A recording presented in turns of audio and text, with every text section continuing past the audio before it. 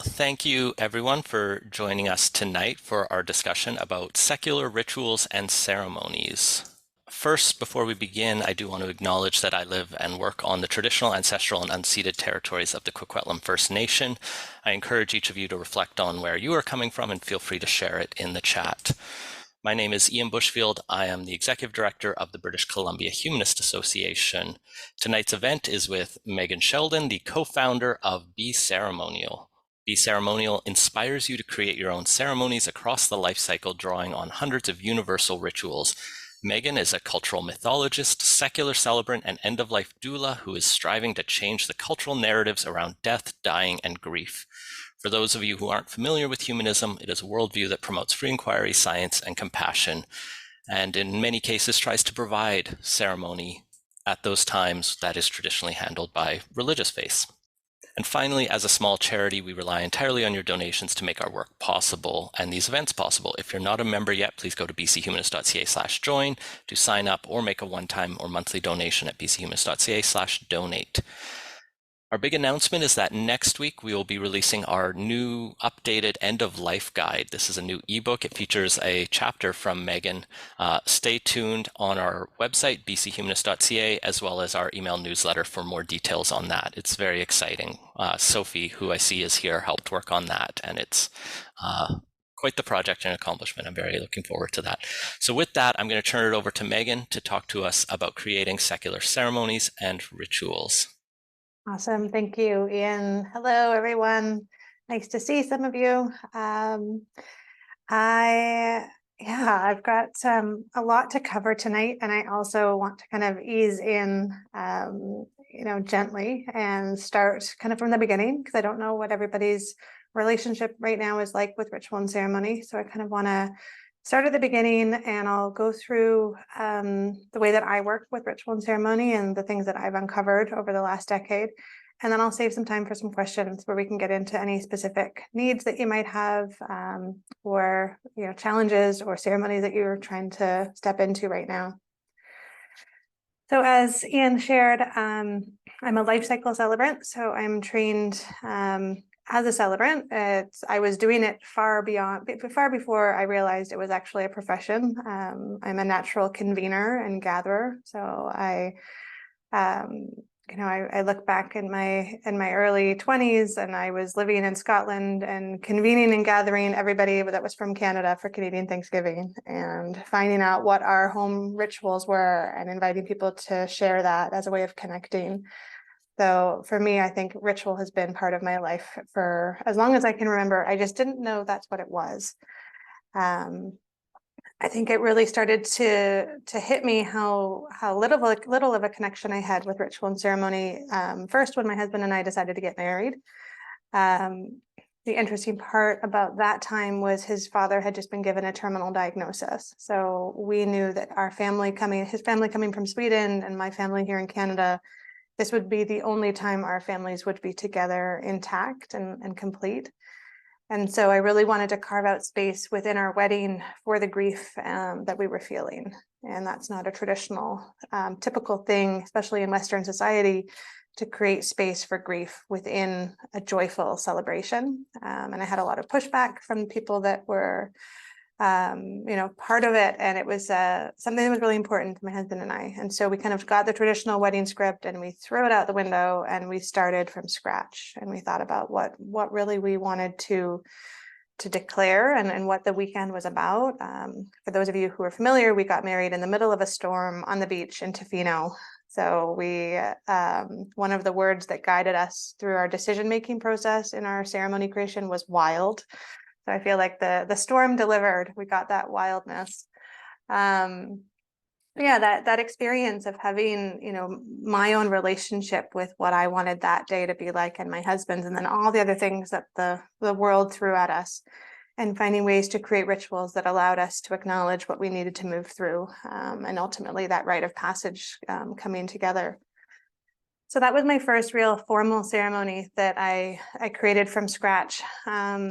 And little did I know that over the next 2 years, my husband and I would go through recurrent pregnancy loss, which is a very invisible type of grief. And there is no ceremony that was offered or given to us by our community, by the hospitals, by the medical system. So I really had to start from scratch there and think about what was it that I was grieving. And it's not just the miscarriage itself. It's not just the baby. You know, you look at when you reach a due date. I was pregnant several times with different friends. So you watch their milestones come and that grief kind of resurfaces. And so what do you do on a due date when you're not delivering a child that you had hoped to deliver? What do you do a year later on that death anniversary? So I got really interested in these seemingly invisible moments, these moments that we don't necessarily know what to do, where to start. There's no roadmap in front of us. I became an end-of-life doula. I felt really drawn to the end-of-life space, especially as somebody who identifies as secular, a humanist. I don't have strong, connections to my cultural heritage, although that has started to shift as I've spent a lot of time looking back in my lineage. In an effort to avoid cultural appropriation, and also in an effort to understand where I come from and what my ancestry has kind of passed down to me through them. So yeah, this journey for me has been a lifelong journey, but really kind of more formally the last 10 years. I have a 5 and 7-year-old child now, so that is a whole different relationship with ritual and ceremony. Children are naturally ceremonial. I've learned so much through them.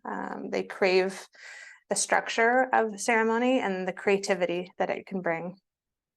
So I've been really interested in kind of giving them some of the tools and the platform and the space for ceremony to exist, and then seeing what they come up with and what they create, especially around grief. I'll find my 5-year-old in the garden and she's found a dead bee, and I'll come up and I'll listen behind her and ask what she's doing. And she said, "Oh, shh, Mom, I'm doing a ritual. I'm saying goodbye to the bee. I'm thanking it for the flowers, and I'm having a moment." And she doesn't want me there. She's communing with this bee at this.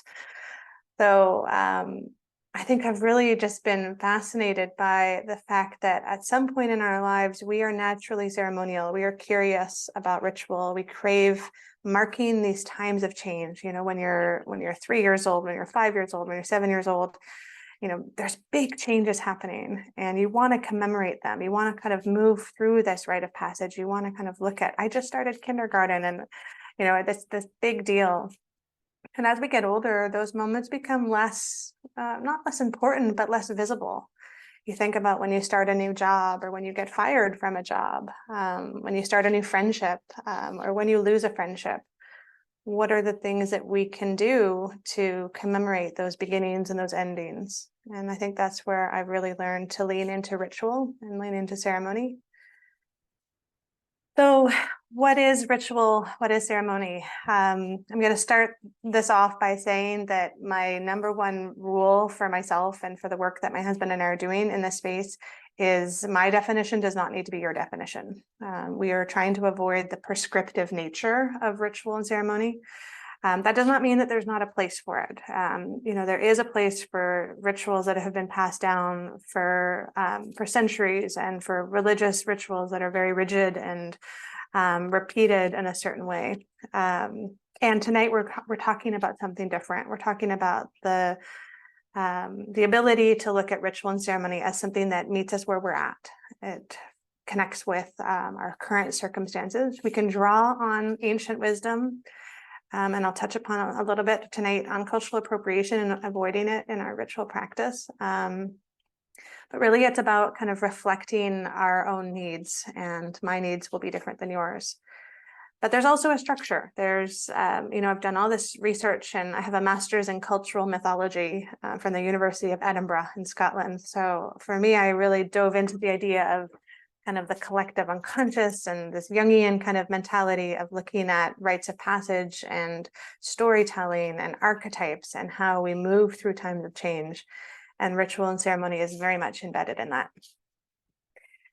So if you Google or go into Wikipedia and type in what is a ritual, 3 of the words that you're likely going to get are religious, repeated, and rigid. So I don't use any of those words. I kind of look at those words and okay, there is a place for that for some people. What if I need something different? And so the definition that I've come up with for myself and for the work that my husband and I are doing with Be Ceremonial is a ritual is an intentional, symbolic action that hopes to create meaning. I'm going to break that down a little bit for you. An intentional, symbolic action that hopes to create meaning. Intentional. So at the core of ritual is intention. It's the idea that you're like, why are you doing this ritual? What is it that you hope it will solve or will address or acknowledge? So if we think about a wedding, you want to choose a ritual around grief. Why? What is the intention of it? And for us, it was around acknowledging the elephant in the room, that there was grief that we were all feeling. We wanted a ritual to help kind of bring it to the surface so that it wasn't kind of pushed off to the side. So that becomes the intention. We think about symbolic. There's so many different types of symbolism. There's personal symbolism, things that are meaningful to me. There's family symbolism, things that might be kind of you as a family or a small group of friends, you might have these kind of rituals that only you connect with and these symbols. There's a larger community. So whether we're looking at, the city of Vancouver or Canada, or, a culture of people, there's symbols that connect that group, that larger group. And then there's universal symbols. So these are the things that connect us around the world. And I'll give you a few examples just to bring it home a little bit. I have this beautiful teacup, and on it, it says the word illuminate. And my friend made this for me in January, and I can pick up this teacup and I can create a daily ritual with it. And I'm specifically choosing this teacup because it was made by my friend. So my symbolism is kind of drawing back her and her gift to me. And also the word illuminate and what it means to me this year. You can come in and take this teacup and drink from it and not connect at all with that personal symbolism. But if we think about universal symbolism, we can all sit here together tonight and light a candle and hold a moment of silence. And we're all going to have some connection to that ritual. We're going to realize that there's a symbolic nature to lighting a candle that connects us and honors us to take a moment of reverence, a moment of quiet, a moment of reflection.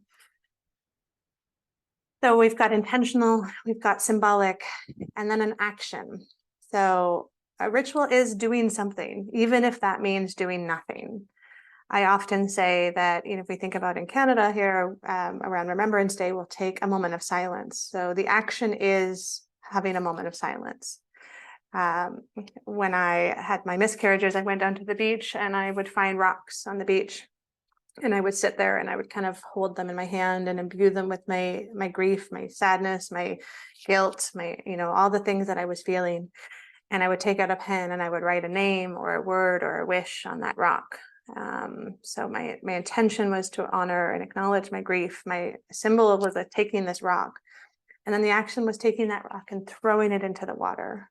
And that release of the rock kind of helped me release some of the grief that I was holding. So that action became part of the ritual itself. And then the final part is the hope of creating meaning. And this is what I really want to stress as we all step into this new relationship with ritual and ceremony is it's not going to work all the time. You're going to try a ritual in your life and it's going to fall flat. You're going to try to bring together a group of friends, or you're going to be at a family dinner and you're going to try a ritual, and you might get the intention and the symbolism and the action, but you might not everybody will have the same connection, the same feeling of meaning that you might get from it, or it might kind of not quite work for you. And so if we come back to that original definition of repeated, religious, rigid, a ritual does not need to be repeated. You can try something once and never do it again. That's in my book how I approach it. When a ritual does create that meaning and it does actually support my mental health and the way that I'm moving through these times of change, I'll often come back to it again and again because it's serving a purpose. It's helping create that meaning. So is that clear? I know I can only see a few thumbs up, but Thumbs up. Good. Thank you. Thanks, Ryan and Jillian and Kasha. So if a ritual is something that we can do as a standalone, and again, where, it can be something that moves in and out of our lives at different times. What is a ceremony? So for me, I draw upon the idea of a traditional rite of passage. And a traditional rite of passage has 3 stages to it. And there's a wonderful Canadian writer, if you're wanting to dig a little bit deeper. He's still alive. He's still teaching in Guelph, I believe. His name is Ronald Grimes. And he's written some phenomenal books on kind of the structure of ritual, and it's very academic. But it gives us a really good place to start, because he's kind of taken out all the religious aspect of it and kind of put in and really uncovered what is it that's happening when we move through a ceremonial kind of time in our life. And, we look back 100, 200, 500 years, and there's a lot of moments that were recognized, coming of age, for a woman, kind of moving into that croning phase of life after children, after menopause. How do we kind of move through a childbearing stage in life and then move into the 3rd chapter? So there was a lot of rituals and ceremonies that surrounded these moments of change that a lot of us have lost touch with. So a ritual can be something that stands alone on its own, or you can weave it together as part of a ceremony.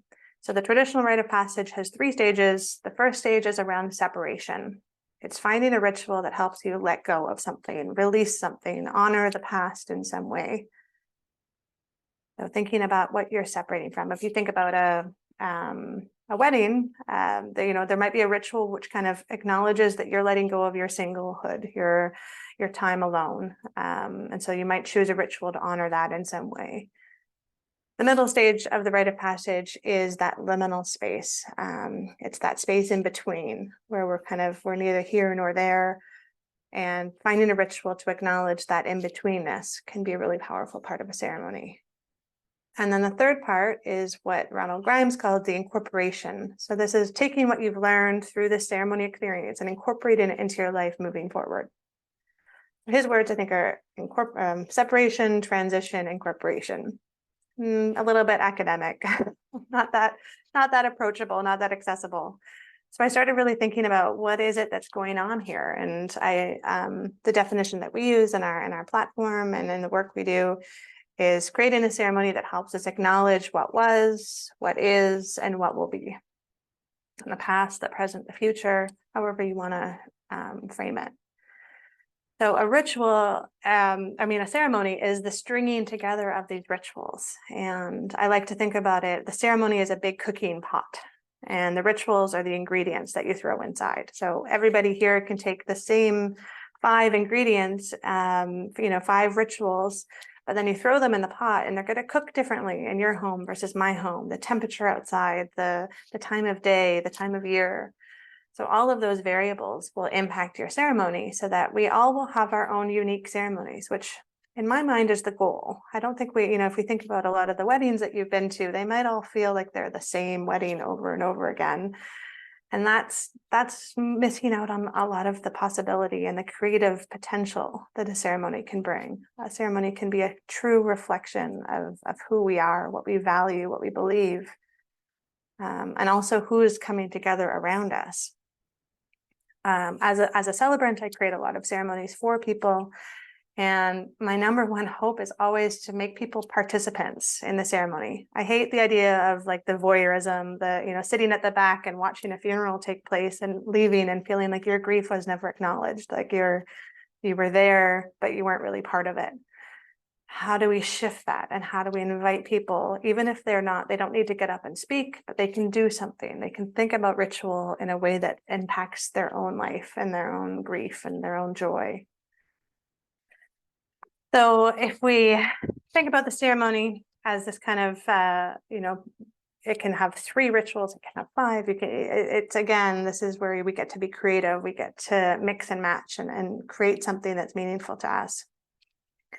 But that's what we're for today's purposes, and if you're watching the recording, this is the idea of thinking about a ritual as something that we can do with that intention and that hope of creating meaning.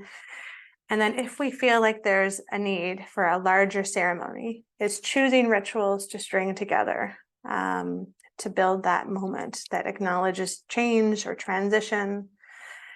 And the work that I'm really passionate about, I often talk with people about what they're familiar with and when it comes to ritual and ceremony. And usually people kind of connect ceremony with birth, marriage, and death.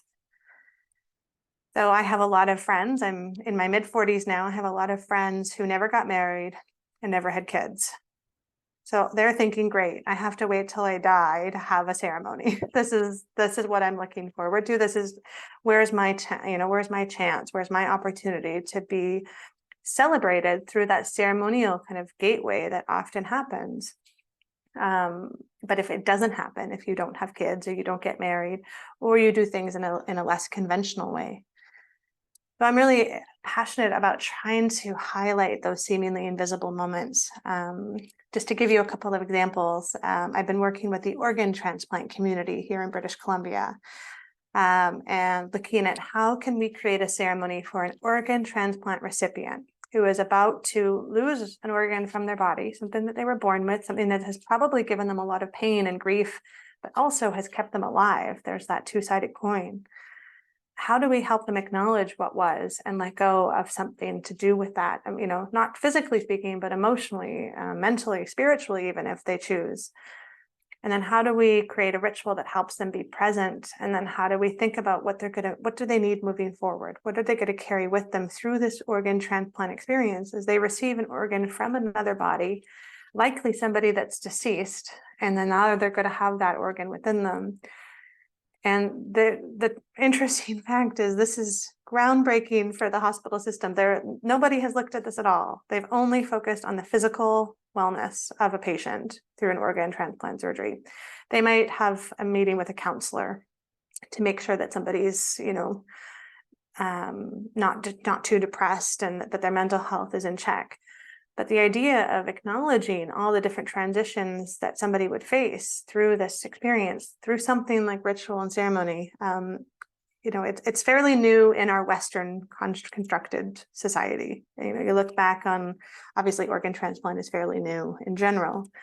But there were so many moments that we used to commemorate and acknowledge and mark that we just don't anymore.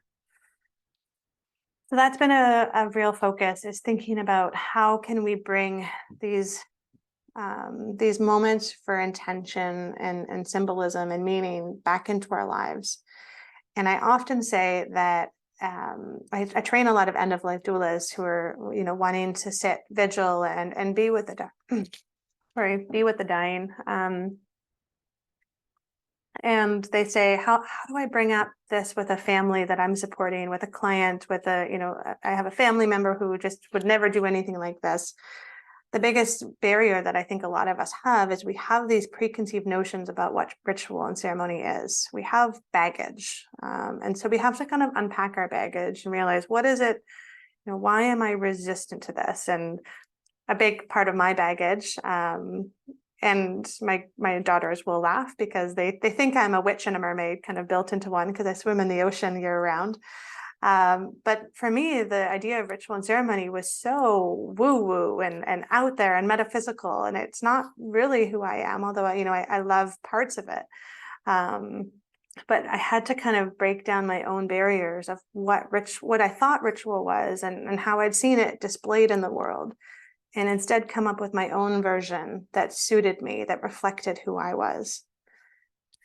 So that continues to be a journey of uncovering and learning and unlearning. I mentioned a little bit about cultural appropriation, and I think back to ceremonies that I did 10 years ago, and I incorporated rituals then that I would not incorporate anymore, because I've learned through difficult conversations, through being called out and called into these conversations from Indigenous people, from BIPOC people, is really kind of understanding what are the rituals that are universal, what are the rituals that are accessible to all of us, and where are those lines where it says, no, this is actually a deeply spiritual and personal ritual that belongs to a culture, it belongs to a religion, or belongs to a place in the world. And how can we respect that? How can we say, okay, that's interesting, and I'll give you an example, because I think that's how I learn best. So when I finally did have my first daughter, I invited a woman to come in and create what we called a blessing way at the time. It's kind of an alternative to a baby shower. They're now often referred to as mother blessings, because the blessing way term is a Navajo term. I didn't know this at the time. But this woman came in, and she was a white settler, and she brought in white sage and did a smudging. So this was about 8 years ago.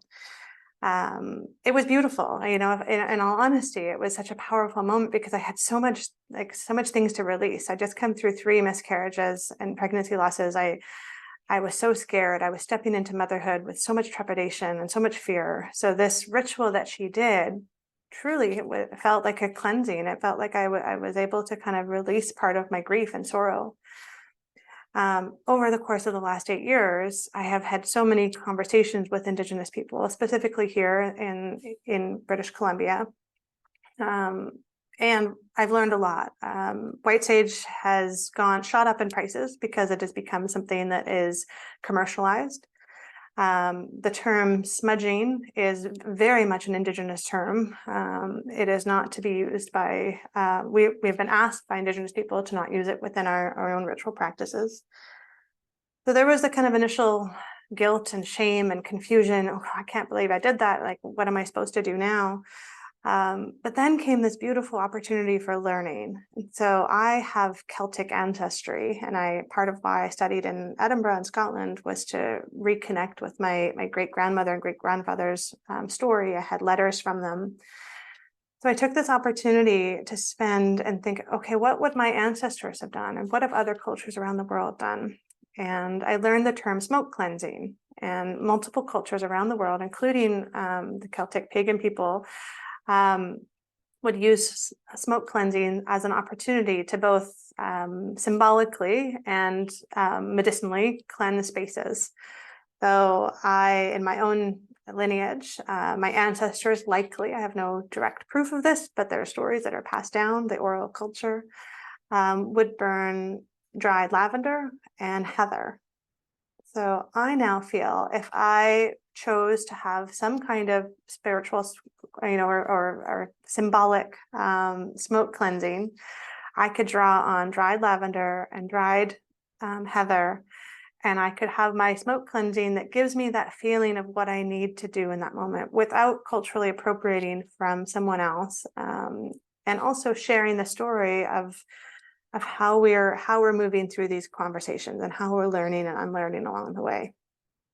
So I hope that gives, if you are in your own world doing smudging and burning white sage, I'm not here to shame you. I'm just here to kind of show a little bit of the trajectory that I've been on. And this has happened in multiple different rituals that I've stepped into and stepped away from. Is I'm learning on my own journey what I feel comfortable with. And I invite each of you to kind of have that lens as you start to think about the rituals that you're drawn to.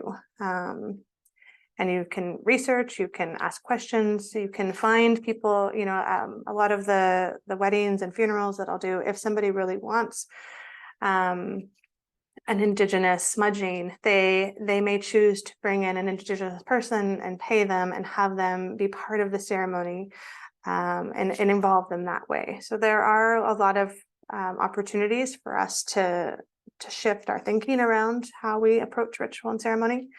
But for me, it doesn't always have to be spiritual. It's something that's it's more for my mental health, my emotional health. It's about acknowledgement, moving through these times of change and processing. And the gift has been that I've actually connected with my own self and my own heritage, my own lineage in a much deeper way than I ever would have had I not been called out, 7 years ago for into a difficult conversation. I hope that gives you a little bit of an idea of what we're working with when we think about ritual and ceremony. Another beautiful example that will kind of take this three-stage approach that I was talking about, maybe a little bit more into everyday practice. During the pandemic, I started cold ocean swimming. I alluded to it earlier. It was kind of by necessity. There was just so much stress and anxiety and fear around the pandemic and all, parenting small children. And it was just a lot. And so in February in Tofino, I made my way into the ocean and had this ceremonial kind of dunking I was about to turn 40, and I dunked 3 times to kind of let go of my 30s and all of the hardship that they had brought. And I felt so alive. I felt so like in awe and wonder of the world in those moments of being in that cold water. So I came home to Vancouver and I reached out to my community, which at the time was a lot of end-of-life doulas and end-of-life care providers and funeral directors, people that were holding space for a lot of grief and had nowhere to put it. And so I offered to convene a ceremony down at the beach. And the first time, I think about 9 people showed up. And I invited everybody to spend about 5 or 10 minutes walking along the beach floor. And just think about something or someone that they're grieving. It didn't have to be connected to death. It could be, I think my very first time I was grieving the closure of the playground near our house. They'd taken out the swings and they'd put tape over it all. And every time I walked by it, I just would burst into tears because it was just this, this idea of childhood and freedom. And I felt like it was just this big symbol of what my kids were not able to experience. So I invited everybody to walk along the beach, however long they needed, and to choose an object on that walk that was that they were drawn to.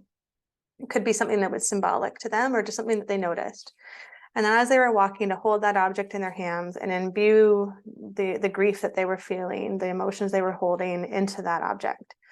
That object then becomes what's known as a talisman, which, it kind of holds those properties. And again, we're talking symbolically. You can take this as deeply as you want. But for me, it's just this, it's nice to hold something when you're feeling a lot. And then we would come into a circle and we would share. And this is where the community ceremony power really starts to happen in, publicly acknowledging what we were each holding and grieving. And we went around and you could hear through people's hesitation just how uncomfortable we are sharing our grief. But also how good it felt to share it, to release it, to acknowledge it, to listen to others. And you saw somebody walking up the beach and coming into the circle and they were carrying a really big, heavy rock, or they were dragging a big log. You knew they were carrying something big, and you would never have known that had we not created that space for it. So we would go around and we would share, our handful of sand or a seaweed or a shell, whatever we were holding and what it meant to us. And then we would go down to the beach and we would, throw it in the water or gently place it in the water. I invited people, if they weren't quite ready to let go of it that week, they could bring it home and try again next week. Again, lots of rules for permission to do what you need to do. The prescriptive nature of the ceremony just does not work well for me. I think everybody's gonna need a lot of freedom to go in their own direction.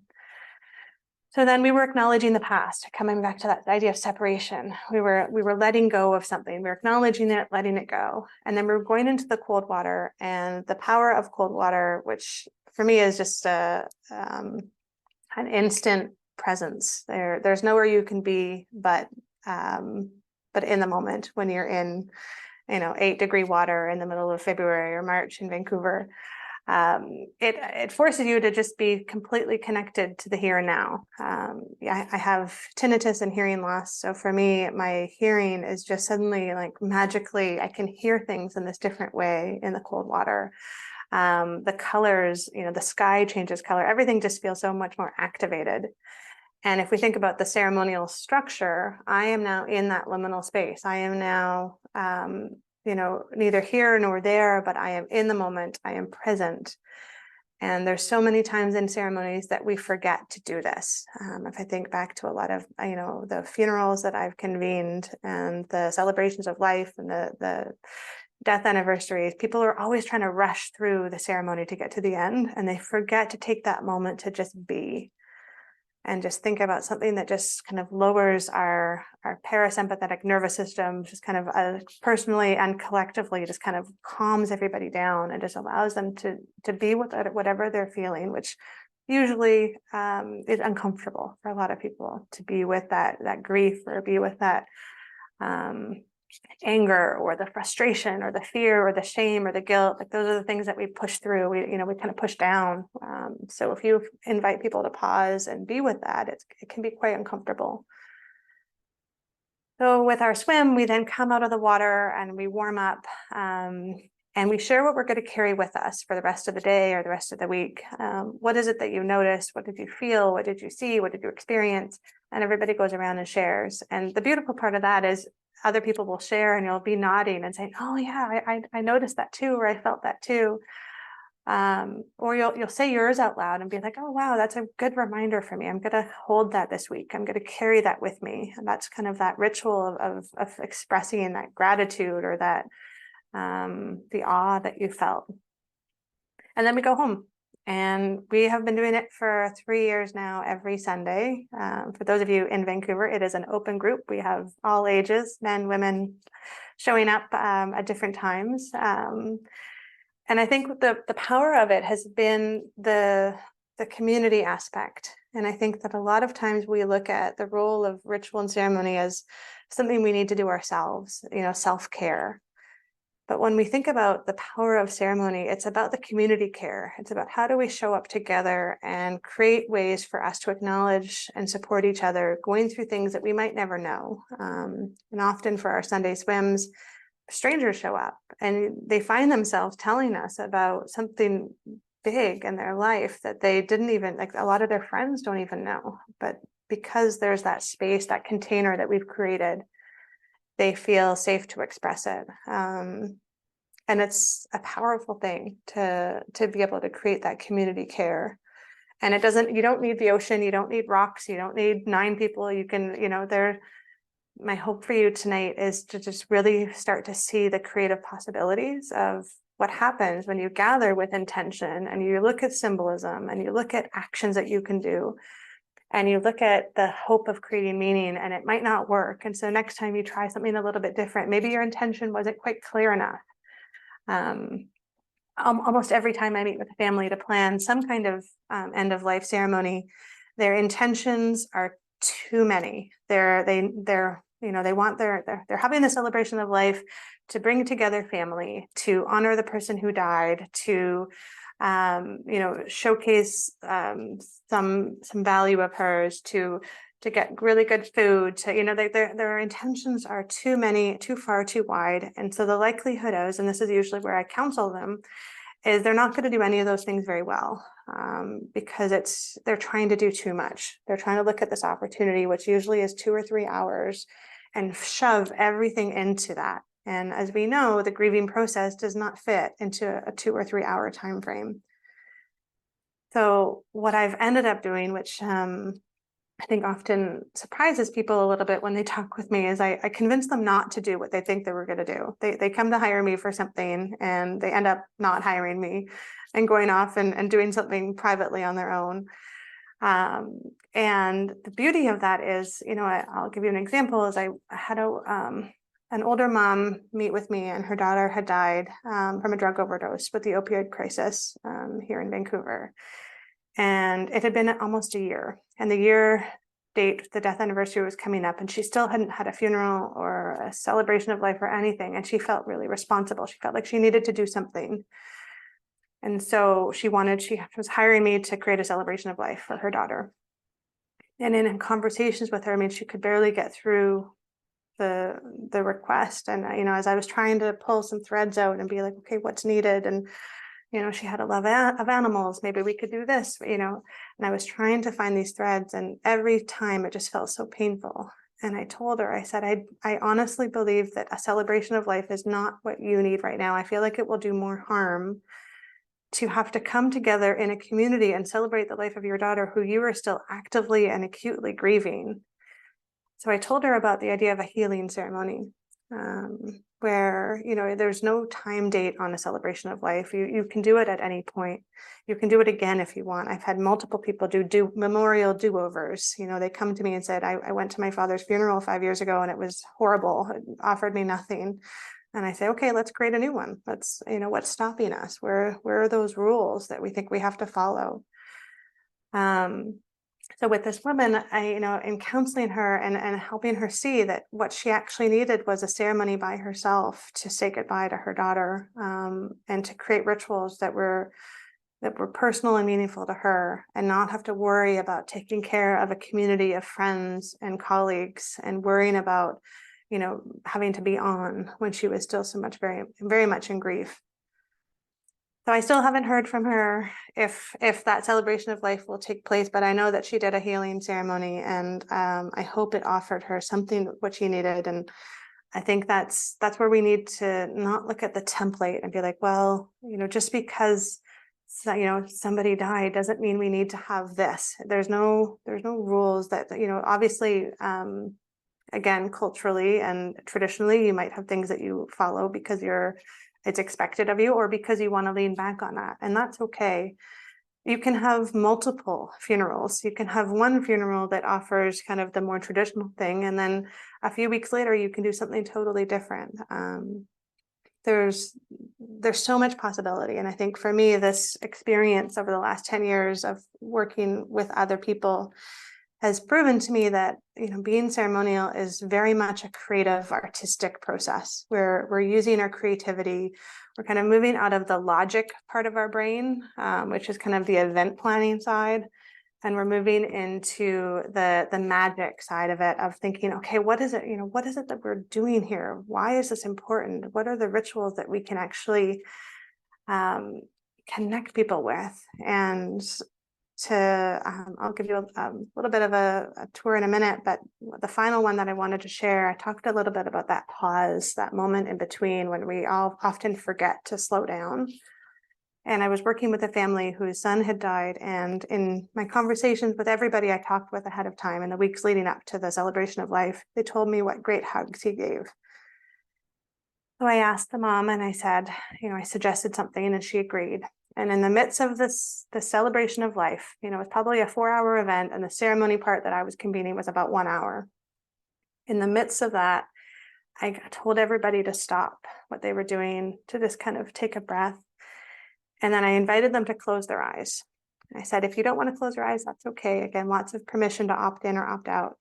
But I invited them to think about this young man who had died and to picture him giving them a hug. And if they wanted to hug themselves, if they wanted to hug the person next to them, they could. And just take a few moments just to give that big bear hug that he would give, and just to feel that connection to him. And I kind of left it at that. It was a little bit vague, a little bit of direction, but lots of possibility to kind of opt in or opt out. And the most phenomenal thing happened. People kind of looked at me a bit awkwardly and looked at each other awkwardly. We were just kind of out of the pandemic, so hugging was still a new thing. And you could see them kind of hugging themselves and looking at each other and hugging each other and laughing awkwardly. And groups kind of huddled together and hugged each other. And then the tears came, and then the laughter came, and then the holding each other came. And then these moments of just pure connection where each person got to kind of express something that they had been holding. I invited them to participate in the celebration of life rather than just sit there and watch it happen.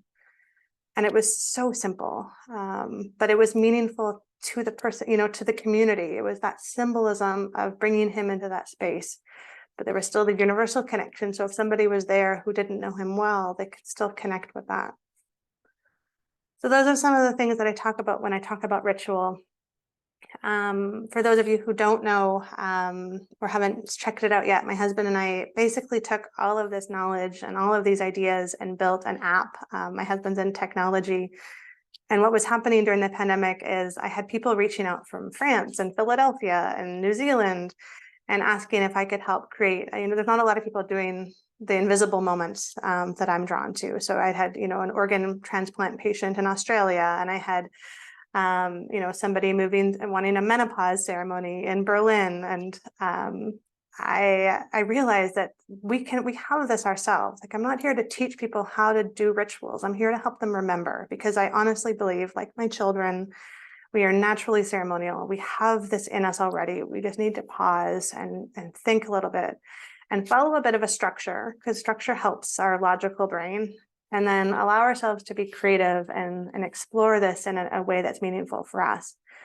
So Johan, my husband, and I, for the last couple of years, we've been taking all of these rituals, all of this structure, all of this knowledge, and we've been building Be Ceremonial, which is an online platform and an app that guides people through the idea of bringing daily rituals into their life, or creating larger ceremonies to acknowledge things like pregnancy loss, moving out of a childhood home or moving into a new home, organ transplants, planning a living funeral. What does that look like? How do we plan a living funeral when the person who's dying is still here? I work a lot with the medical assistance and dying community. So I have people who come to me and say, I want to be at my own funeral. I don't want to miss it. How can we co-create something that's reflective of what I'm feeling now?